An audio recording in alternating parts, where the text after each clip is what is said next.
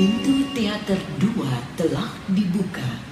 Para penonton yang telah memiliki karcis dipersilakan memasuki ruangan teater.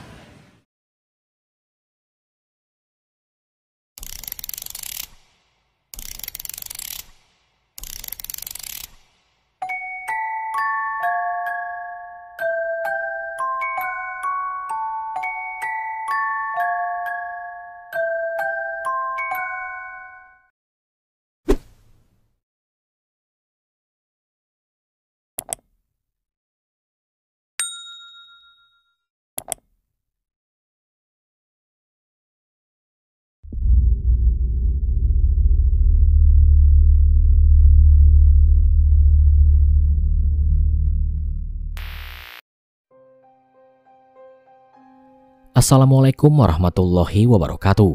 Selamat malam. Jumpa lagi dengan saya Aldi di channel Mereka Ada.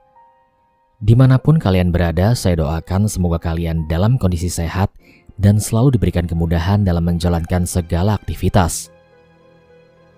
Pada kesempatan kali ini saya akan membacakan cerita dari Mas Rama Atmaja tentang teror keranda terbang dan pesugihan pocong merah. Namun sebelum mulai bercerita, pastikan kalian sudah menekan tombol subscribe dan menyalakan lonceng notifikasinya agar selalu update saat channel ini upload video terbaru.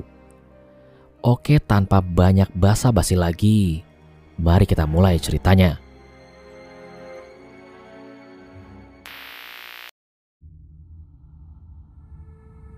Apakah pagebluk itu adalah wabah? Apa keranda terbang itu ada dengan sendirinya? Atau ada seseorang yang mempraktekkan ilmu hitam? Atau justru malah seseorang pelaku pesugihan? Tahun 2012 sampai 2013 di Desa Kunyit, banyak warga yang melihat penampakan keranda terbang. Awal kemunculannya memberikan momok yang sangat menakutkan bagi siapapun yang melihatnya. Bagaimana tidak? Karena sedang hebatnya isu keranda terbang yang menjadi buah bibir para warga, justru menimbulkan sebuah kengerian. Karena setelahnya banyak warga yang meninggal. Malam ini sepi amat ya? Gumam Sukardi sambil menyorotkan senter ke arah pepohonan yang ada di sisi kanan dan kiri jalan setapak itu. Pemuda cukup umur itu mengenakan kain sarung yang diselempangkan di antara pundak dan pinggangnya. Sendal jepit sebagai alas, sesekali membuat bebunyian dikala menyepak dedaunan kering. Sesekali Sukardi menepuk tengkuk belakangnya yang digigit nyamuk, sambil terus bergumam guna mengusir kejenuhan. Tiba-tiba terdengar suara gesekan ranting dan daun yang tiba-tiba berguguran, lalu diiringi sekelebat sesuatu benda terbang melintasinya dari arah kanan dan ke kiri, dari arah pepohonan menuju ke arah perumahan. Sukardi yang kaget lalu menghentikan langkahnya. Ia memegangi dagu sambil berpikir tentang sesuatu yang dilihatnya. Loh, kok mirip keranda ya? Sukardi melepas pegangan tangan dari dagu, mengejar benda yang baru saja melewatinya. Dia memasuki area pepohonan sebelah kiri, membuatnya sesekali menyepak ranting dan daun-daun kering. Sukardi menghentikan langkah pulangnya dan melewati pepohonan sebelah kiri, yang dimana sisi lainnya ada beberapa rumah warga. Dia mematikan senternya sambil menyibak dedaunan guna mengintip. Baru saja membuka sela untuk mengintip, kakinya bergetar hebat. Sesuatu yang ia kejar saat itu adalah keranda. Keranda yang bisa terbang tanpa ada seorang pun yang mengangkatnya. Keranda itu perlahan turun di depan halaman salah satu rumah warga yang rumahnya masih terbuat dari kayu. Sedangkan di bagian luar rumah itu maupun rumah tetangganya tak ada satupun orang di kala itu. Pemuda gempal itu lagi-lagi kebingungan, kembali menundukkan kepala sambil memegangi dagu. Ini mimpi atau halusinasi aku aja ya? Gumam Sukardi dalam hati. Dia kembali mengangkat kepalanya, namun keranda terbang yang dilihatnya tiba-tiba menghilang dan hanya menyisakan pasir debu. Sukardi jelas saja bingung. Ia mencoba mencarinya dengan membuka lebar-lebar daun dan ranting pepohonan tempat ia bersembunyi, sambil kedua matanya melihat ke sekeliling.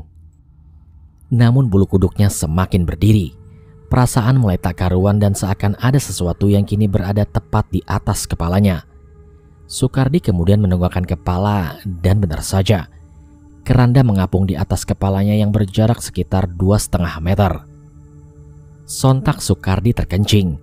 Dia lari ketakutan sampai beberapa kali terjatuh karena kakinya tersandung akar pepohonan. Namun Soekardi tetap bangkit dan melanjutkan pulangnya yang disertai lari ketakutan. Kembali melewati jalan setapak itu hingga sampai ke rumahnya.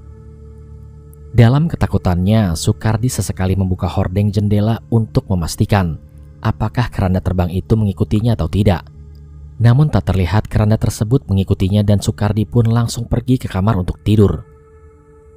Pagi harinya ia dibangunkan oleh Parman, teman seprofesinya sebagai penggali kuburan. Parman terus menggoyangkan tubuh Soekardi hingga ia terbangun. "Di, bangun Di." "Aduh, apa sih Man? Masih pagi." Keluhnya setengah ngantuk. Bangun, hari ini banyak proyek," ucap Parman pada Soekardi. Duduk di ranjang tepat di sebelah Soekardi yang sedang mengucek matanya diiringi dengan uapan. "Maksud kamu apa sih Man?" tanya Soekardi. "Kamu tidur kayak kebo, gak dengar apa? Musola ngumumin hari ini ada yang meninggal, sampai 3 orang. Lanjutnya menceritakan. "Hah? Yang benar kamu?" tanya Soekardi seakan tidak percaya. "Iya, benar. Warga dari Blok F, Blok C dan juga Blok G," lanjut Parman menjelaskan. "Blok C? Bukannya semalam tempat keranda itu singgah? Apa benar yang meninggal itu dari rumah yang disinggahi sama keranda itu?" tanya Soekardi dalam hati. Malah ngelamun. "Ayo," ajak Parman menarik paksa Soekardi. "Tunggu dulu Man, Blok C yang meninggal siapa?" tanya Soekardi yang sudah bangun dari ranjangnya karena ditarik oleh Parman. "Bu Idoh, yang rumahnya..." jelas Parman terpotong. "Rumah kayu maksud kamu?" tanya Soekardi memotong pembicaraan. "Lah, itu tahu. Emangnya kamu kenal?" tanya balik Parman pada Soekardi. "Enggak sih," jawab Soekardi dengan ragu, masih mempertanyakan apa yang dilihatnya semalam. "Ya udah kalau gitu, ayo keburu siang." "Iya, aku cuci muka dulu," terang Soekardi melepas pegangan tangan Parman. Surup kembali datang. Burung walet berterbangan dengan kicauannya. Para warga mulai masuk ke dalam rumah hingga azan maghrib berkumandang. Dan malam pun tiba. Sampai lewat tengah malam, kali ini giliran Cipto yang melihat penampakan keranda terbang itu. Cipto yang habis ngumpul bersama teman-temannya berjalan pulang dari Blok A menuju ke Blok F. Dengan jalan sempoyongan karena habis mengadakan pesta minuman keras. Karena salah satu temannya baru saja pulang dari negeri seberang. Cipto sesekali bernyanyi untuk membuang rasa jenuh. Namun ia harus berhenti di tepi jalan kala ingin buang air kecil. Cipto buang air kecil di pohon besar yang ada di pinggir jalan. Lalu berhembuslah angin dingin yang meniup tengkuknya, membuat Cipto mengelus tengkuk dan seketika Cipto pun merinding. Terdengar suara dedaunan saling bertabrakan. Ranting-ranting bergesekan membuat suara decitan. Lalu secara tiba-tiba sesuatu melintas di atas kepalanya, membuat Cipto melihat ke atas dan kepalanya mengikuti terbangnya benda tersebut. "Keranda? Siapa yang bawa keranda tengah malam begini?" gumamnya sambil menutup resleting celananya. Mabuk gua ya. Masa iya ada keranda terbang?" lanjutnya diiringi dengan tertawa. Cipto melanjutkan pulangnya menuju ke Blok F. Namun sampai di penghujung jalan, ia berhenti sambil mendekatkan diri ke salah satu pohon besar di pinggir jalan. Cipto melihat keranda itu mengapung di atas rumah tetangganya yang berkisar 3 rumah. Tak lama keranda itu kembali terbang menuju blok lainnya dan Cipto bingung dan segera berlari untuk pulang. Keesokan harinya Cipto dikagetkan oleh ibunya yang membangunkannya kala ia tidur. Cipto masih malas bangun hingga terdengar suara dari ibunya. "Tok, bangun, Pak Karmin meninggal, Tok. Cepat bangun, ikut ngelayat apa enggak? Enggak enak loh, masa tetangga gak ikut melayat?" Cipto jelas saja kaget.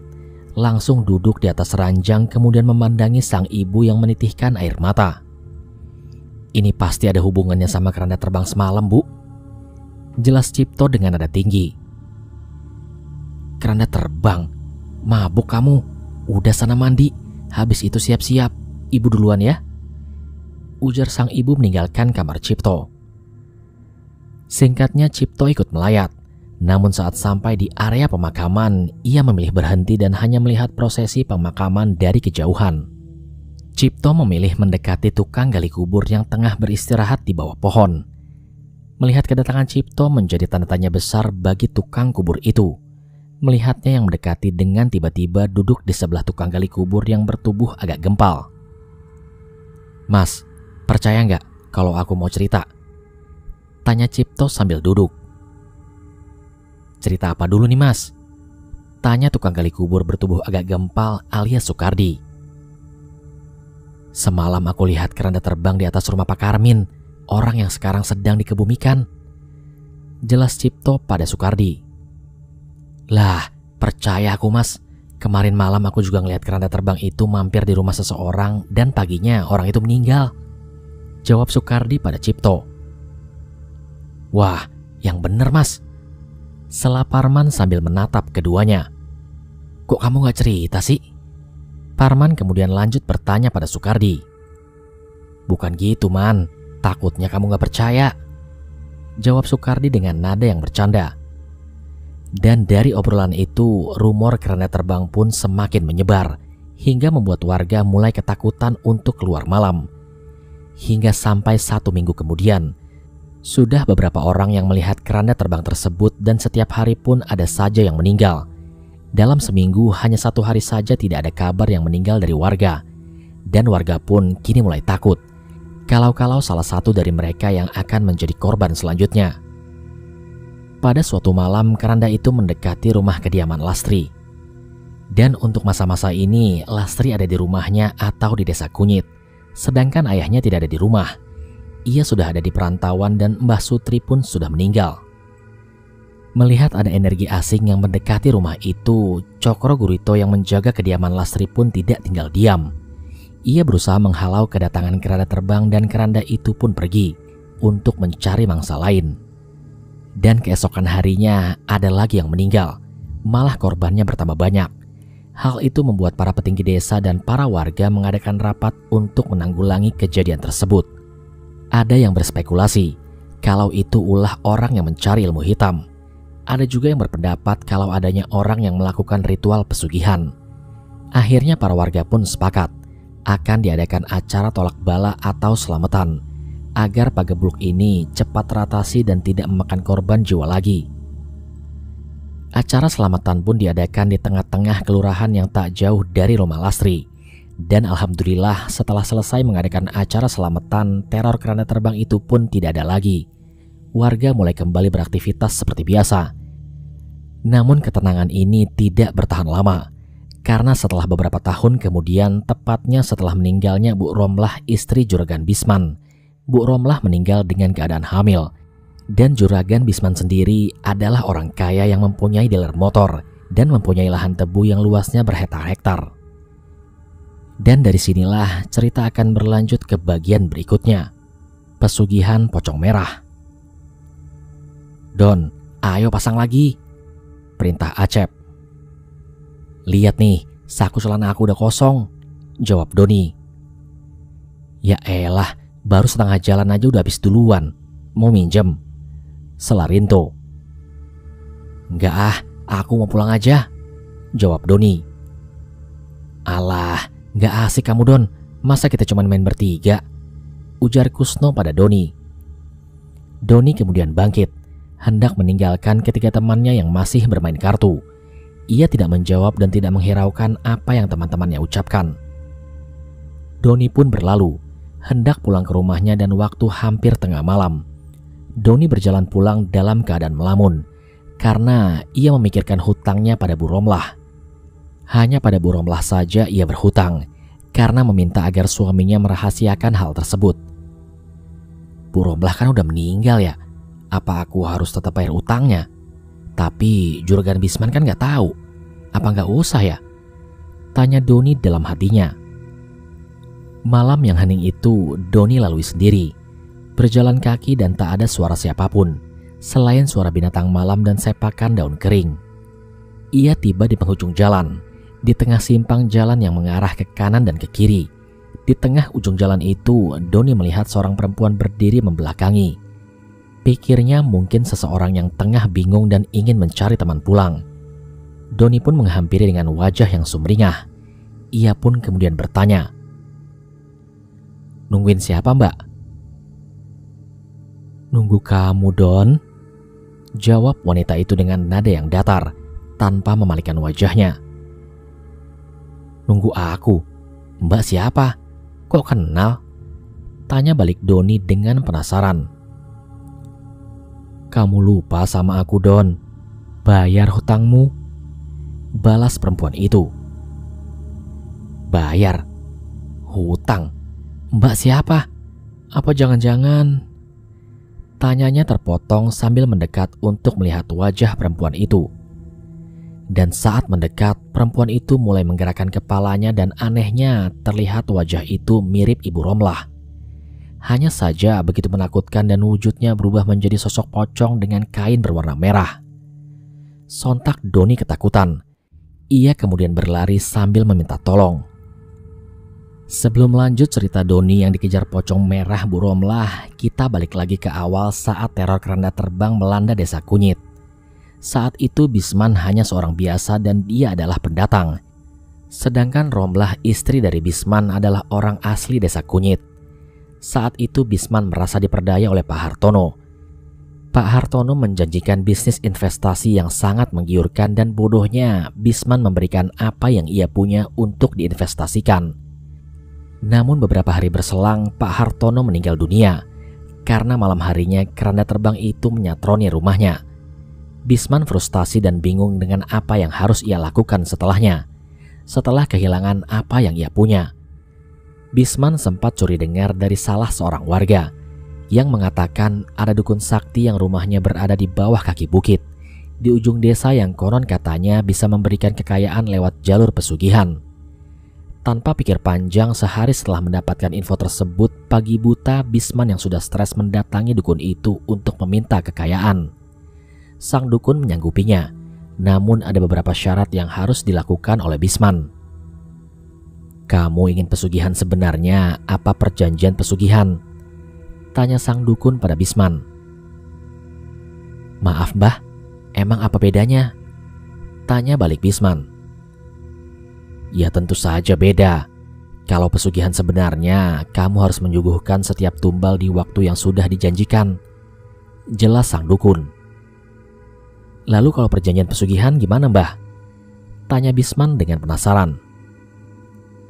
"Kalau perjanjian dari pesugihan ada rentan waktunya dan jika waktu itu berakhir semua kekayaanmu akan hilang, tapi nggak harus menyiapkan tumbal," jelas sang dukun menjanjikan sebuah kedustaan.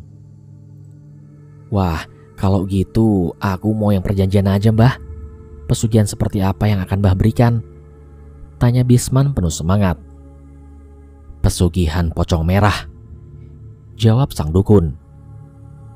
Bisman menyanggupinya dan ritual pun akan dilakukan. Di akhir ritualnya, Bisman disuruh memilih antara menyembelih induk ayam atau anak ayam. Bisman sedikit berpikir dan memutuskan menyembelih induk ayam yang darahnya digunakan untuk pelengkap ritual tersebut. Dan singkatnya semua pun selesai. Dan dukun itu berjanji kalau nanti malam akan datang seseorang membawakan sebuah harta untuknya. Bisman semakin bersemangat dan dia pun segera pamit untuk pulang. Namun sesaat Bisman hampir sampai di kediamannya, terlihat banyak warga mengerumuni rumahnya, membuat Bisman bingung dengan apa yang telah terjadi. "Jo, apa semalam kamu lihat keranda terbang mampir ke rumah Bu Romlah?" tanya Kardut pada Ajo. "Enggak Dut, aku nggak lihat," jawab Ajo. "Lah, kan kamu tetangganya, masa nggak tahu?" tanya Kardut dengan penasaran. "Maaf, ini ada apa ya? Kok rumah saya ramai orang?" tanya Bisman menyela obrolan orang-orang tersebut. Kedua orang tersebut tidak menjawab. Mereka menundukkan kepalanya. Bisman menatap dengan kecewa lalu meninggalkan kedua orang itu dan segera mendatangi rumahnya, menabrak beberapa orang agar bisa masuk ke dalam rumah. Begitu sampai di dalam rumah, Bisman pun tercengang. Tak percaya kalau Romlah sedang ditangisi oleh kerabat-kerabatnya dan Romlah meninggal dunia. Romlah meninggal dalam keadaan hamil 3 bulan, hamil anak keduanya. Dasar dukun sialan, katanya gak perlu tumbal, ucap Bisman dalam hati, merasa geram sambil memukul dinding beberapa kali.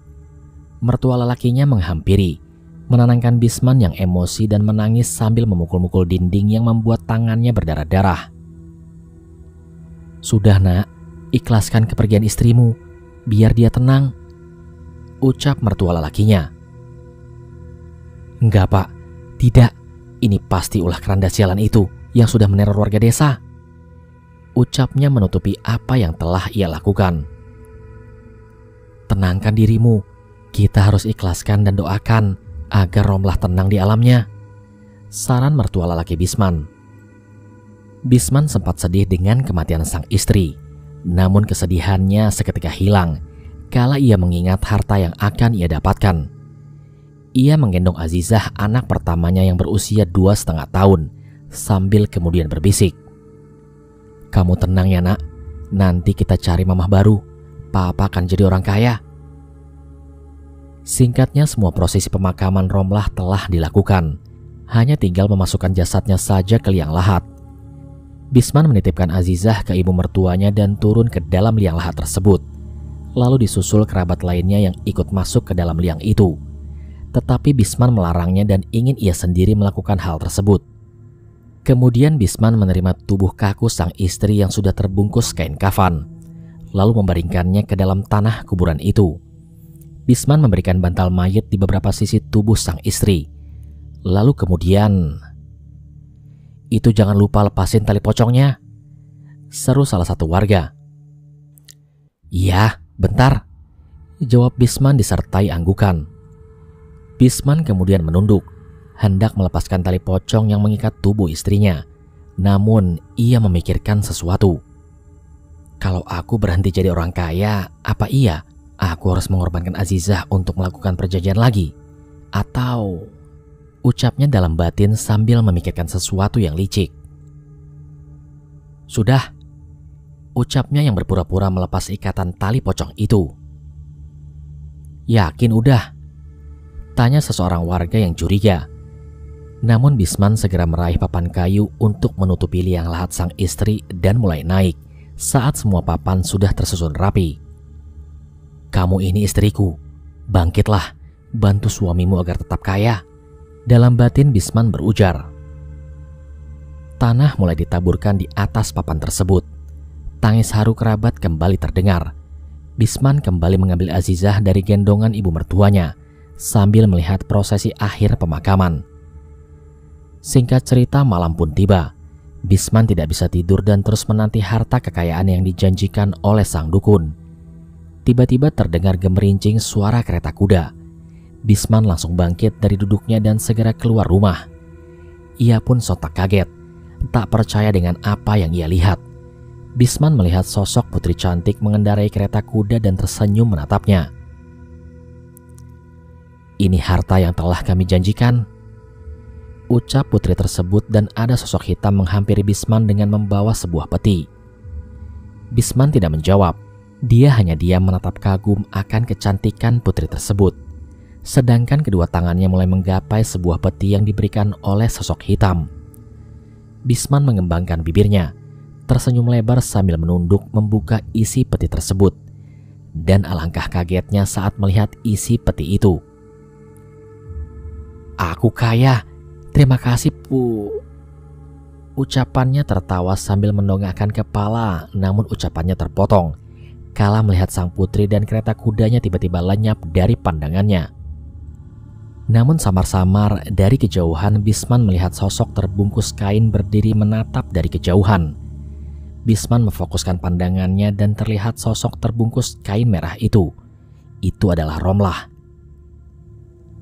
"Mas, mana anakku?" tanya pocongan merah itu dari kejauhan. Namun anehnya terdengar di telinga Bisman. "Anakmu baik-baik saja," jawab Bisman dengan nada lantang. "Kenapa kain kamu berwarna merah? Apa karena Mbah Dukun yang merubahmu menjadi perewangan yang akan mendatangkan kekayaan untukku?" tanya Bisman lagi. "Mana anakku? Mana anakku?" tanyanya lagi dan seperti itu seterusnya. membuat Bisman muak dan masuk ke dalam rumah. Bisman membawa peti itu. Dia masuk ke dalam kamar, duduk di ranjang di sebelah anaknya yang masih terlelap tidur.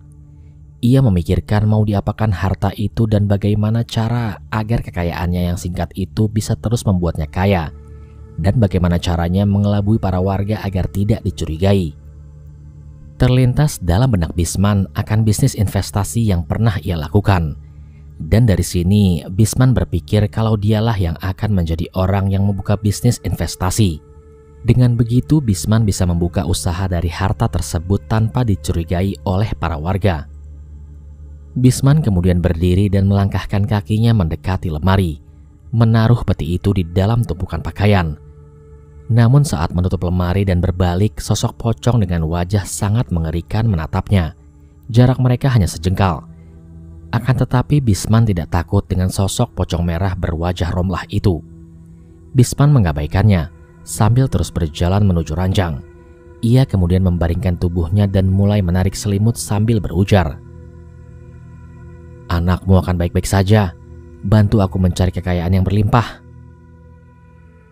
Pagi harinya Bisman bersiap mendatangi kediaman Pak Handoko, salah satu orang kaya yang akan diajaknya berbisnis investasi. Pak Handoko merupakan bos tempat ia dulu kerja, dan sekarang kedatangan Bisman ke sana malah ingin mengajak mantan bosnya untuk berinvestasi. "Gila kamu, mana mungkin aku mau bisnis begituan? Kamu gak ingat dulu, kamu capek-capek ngumpulin uang dan menginvestasikan uang kamu, tetapi apa yang kamu dapat?" Geram Pak Handoko. "Percaya Pak sama saya, kalau bisnis yang akan saya buka itu menguntungkan. Dan saya berjanji Bapak akan mendapatkan bunga yang lebih besar. Nggak seperti investasi yang lainnya Pak," terang Bisman pada Pak Handoko. "Halah, aku nggak mau. Aku nggak tergiur dengan bisnis investasi yang akan kamu buat. Lebih baik kamu pergi dari rumahku," jawab Pak Handoko sambil mengusir Bisman dengan nada yang sangat marah. "Cuh, lihat aja nanti," geram Bisman dalam batinnya. Bisman yang kecewa dan tidak berani membuka usahanya karena takut dicurigai oleh para warga. Akhirnya pada malam hari Bisman mulai melakukan ritual untuk memanggil perewangannya dan menguncinya agar menuruti apa yang Bisman perintahkan. "Istriku, pergilah ke rumah Pak Handoko. Buat agar dia mendapatkan mimpi indah tentang apa yang akan ia dapatkan saat menginvestasikan hartanya." Perintah Bisman dan sosok pocong merah yang menyerupai istrinya tersebut langsung menghilang dari pandangannya. Hari berikutnya Pak Handoko datang dengan membawa koper dengan jumlah uang yang tak terhingga. Ia menginvestasikan uangnya kepada Bisman. Awalnya Bisman berpura-pura menolak dan Pak Handoko memaksa Bisman untuk segera membuka bisnisnya tersebut. Pak Handoko terus merayunya. Dan dengan kepura-puraan Bisman dengan wajah penuh kecewa akhirnya menerima uang tersebut. "Nah, gitu dong. Kamu kaya, aku pun tambah kaya," ujar Pak Handoko diiringi dengan tertawa. Namun Bisman hanya menjawab dengan senyuman kecut di wajahnya.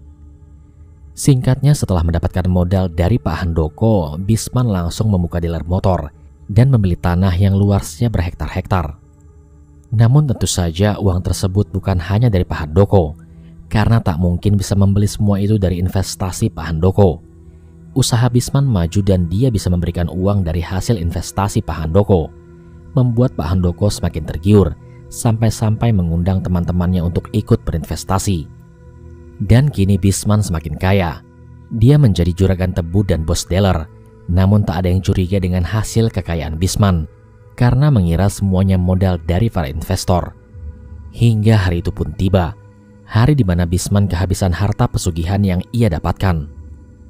Bisman mulai tak bisa memberikan bunga kepada para investornya, investor dari orang kaya maupun para tetangga dan warga yang ikut karena tergiur. Kemudian Bisman bingung dan kabur dari desa meninggalkan anak sematawayangnya. Namun salah seorang investor melaporkan investasi bodong tersebut kepada pihak yang berwajib. Dan tak lama Bisman tertangkap di kediamannya di kampung halamannya sendiri. Para warga yang kesal karena uangnya tak kembali membabat habis lahan tebu itu. Dan sebagian ada yang mengambil beberapa motor dari dealer Bisman. Tempat usahanya pun diamuk warga, hingga menyisakan pecahan-pecahan kaca berserakan. Di dalam tahanan, Bisman yang mendengar hal tersebut mulai emosi. Dan dari sini, ia berpikir akan meneror para warga lewat pocong merah Ibu Romlah, yang tak lain adalah istrinya. Dari sini kita akan kembali di saat Doni mulai diganggu pocong merah Ibu Romlah. Doni terus berlari, hingga sampai di depan rumahnya.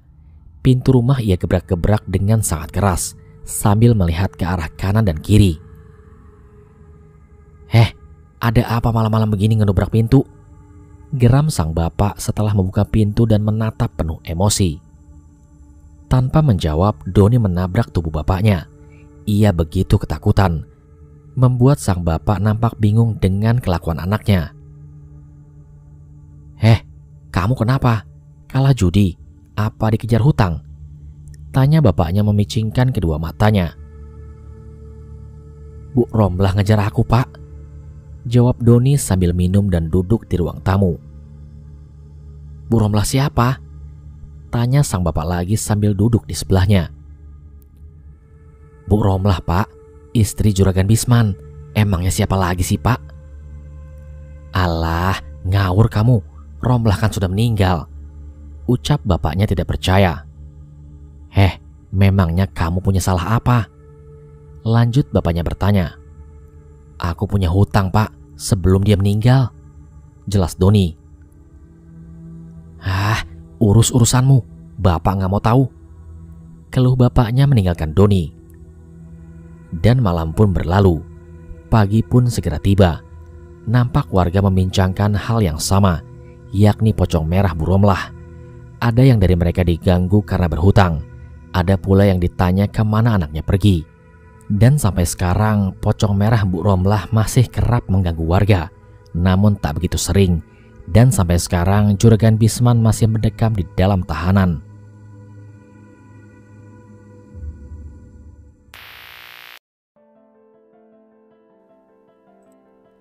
Sekian cerita pada kesempatan kali ini.